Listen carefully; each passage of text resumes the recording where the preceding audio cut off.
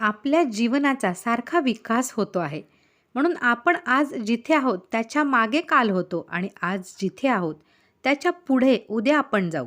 हे जरी खरे तरी आज आपण जे करायला पाहिजे ते न केले तर एखाद्या वेळी उद्या मागे जाण्याचा प्रसंग आपल्यावर येईल.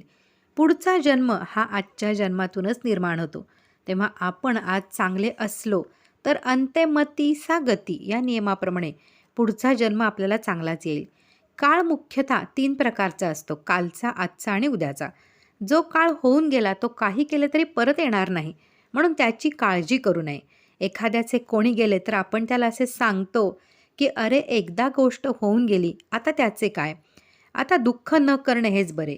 हे जे तुम्ही लोकांना सांगता, तसे स्वतः वागण्याचा प्रयत्न करा. मागे होऊन गेल्याची विवेकाने विस्मृती पाडता येते. तसेच पुढे काय होणार हे माहीत नसल्यामुळे त्याची काळजी करू नये. आजचे आपले कर्तव्य आपण केल्यानंतर जे व्हायचे ते होणारच, म्हणून स्वस्थ बसावे. श्री गोंदवलेकर महाराज.